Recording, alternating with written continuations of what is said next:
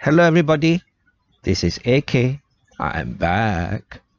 Today we are going to talk about sinking. On screen you see a screenshot of my Tier 10 Hindenburg German heavy cruiser sinking. Very sad. My internet connection is so bad that it's not even funny. The screen will freeze, and by the time I come back, my ship has been sunk. But today we're talking about another type of sinking, T-bill yield sinking. Right? So for those of us who are buying 6 months T-bills, building a T-bill ladder or maintaining a T-bill ladder, we know that the cutoff yields for 6 months T-bill in Singapore has been sinking. Right, in January it was as high as 4.2% per annum, and this month I think in the last auction it was 3.73% per annum. So what about the auction that is happening tomorrow? Frankly, I think if I can get 3.7% per annum, I'm quite happy, because I just placed a 9 months fixed deposit with CIMB, and that's 3.6% per annum. So anything higher than that would be a plus. And of course we have to remember that T-bill pays us the coupon in inverted commas up front. We don't have to wait for it to mature like a fixed deposit before we get paid. So the interest is actually a bit higher, right, than 3.7% if the cutoff yield is 3.7%. Okay, but now since the yield for T-bill is sinking, what should we do to get higher returns? So for some time now, I've seen blogs, websites, and even YouTube titles that say, invest in REITs for higher returns, or the top 5 REITs to invest in, or invest in these REITs to get 5% per annum, or invest in those to get 6% per, that kind of thing, that kind of titles, they're everywhere. When I see titles like this, I get a bit worried, I get a bit disturbed. Not worried for myself, but I'm worried for others who see such titles, and I'm a bit disturbed because it might make some people do some crazy things. Okay, you know what I mean, right? Because sometimes when people think they are going to make money, they do crazy things, right? Like throwing in everything plus the kitchen sink and borrowing another kitchen sink or two to throw in at the same time, that kind of thing lah. And the worst is when they think that some people they know are going to make money and they are not going to make money, so they also jump in. FOMO lah, fear of missing out. So when you have such titles, like it makes people want to dump in money and more money, without thinking too much. Because when you say invest in this thing for 5% return, invest in this thing for 6% returns, right? Chances are majority of the people who see such titles, they only focus at the returns. They only look at the rewards, potential rewards. They don't think of anything else. They just go and they buy. Right, because they think the person, the writer or the producer or writer of the blog or producer of the video is a guru, that kind of thing lah. So I'm very disturbed because if people only look at these sort of things and think of the rewards, think of the yield, they are looking at it like it's a fixed deposit, which of course it isn't.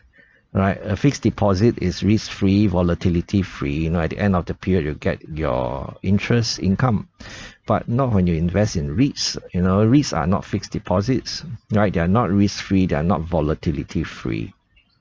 There is a chance that things could sour, right? So I'm always very disturbed when I see titles like this.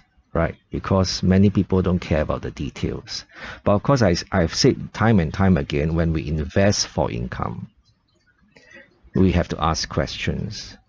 We have to ask, is it risk-free, volatility-free? Number one. Then number two, if it's not risk-free, volatility-free, we have to be very concerned with how it's generating cash, how it's making money, how it is paying us, and whether it's willing to pay us, right? So always ask, the most important question is, how is it actually making money, right? If we ask that question, we can avoid many Ponzi schemes, right? Because if the way they explain it, or the explanation of how they make money doesn't make sense to you, it probably doesn't make sense, right?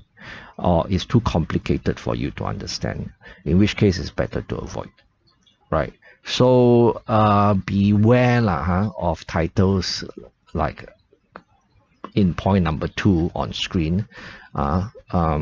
Be more critical, be a bit cynical is okay, ask questions, right? Then what about banks? So don't invest in REITs, not invest in banks better. AK has been talking about investing in banks, right? DBS, OCBC, UOB. Wow, invest in these banks, very good. AK made a lot of money. Well, it's true, because the circumstances favor the banks in the last 1 year or more, slightly more than a year now. And they have been blessed with a tailwind, right? So they've been doing well, right? But if the talk is anything to go by, and seeing how interest rates are falling, I mean, at least the cutoff yields for T-bills have begun to fall, and interest rates are being offered for fixed deposits have also gone down. We could actually see risk-free rates coming down even further, especially if the Fed in the US start cutting back on interest rates. Many people say sometime next year. I really don't know when it's going to happen, but I know if the economy goes into a recession, the chances of it happening is quite high. So if the economy goes into recession, like some people say it would, then the banks will be hit in 2 ways. Number one, Fed cuts interest rates come down, the bank might see a reduction in net interest margin.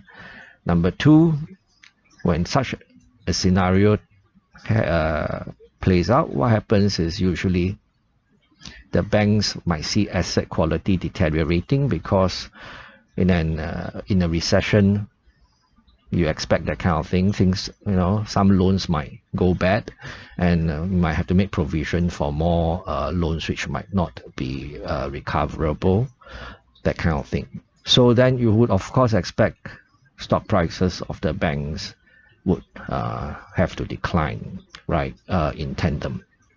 So when we put everything in perspective, they say, oh, yield for T-bill is sinking. Wow, invest in REITs for higher returns, like inverted commas.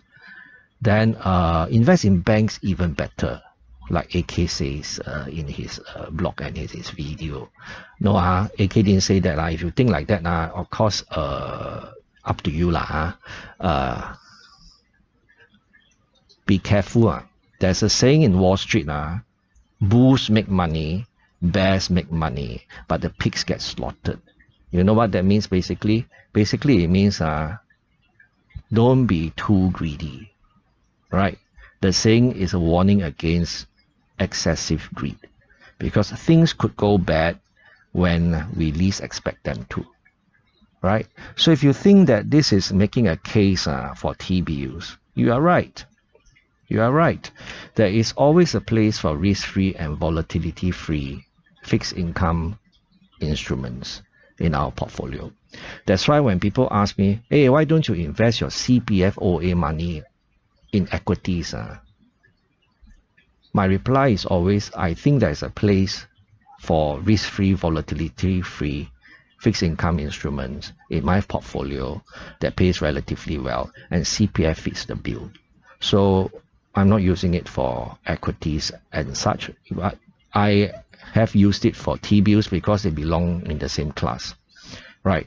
Risk-free, volatility-free, and if I can get a higher return than 2.5% per annum interest income, like what the T-bill is able to offer now, why not? I use the CPF OA money to buy T-bills.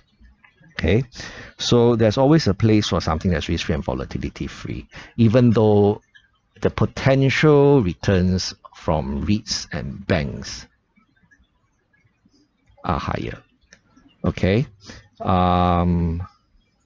think about it. I'm not saying that we should all put our money only in T-bills, right? Because like I said, don't be too pessimistic. Being 100% in T-bills, I think is being too pessimistic. But also don't be 100% in equities and in REITs, because I think that's being overly optimistic, right? So be pragmatic, find our own balance. You can be a bull, you can be a bear, but don't be a pig, right? And coming from a pig, because AK is born in the year of the pig, you really have to sit up and pay attention. Okay, I think that's all for now. Bye bye.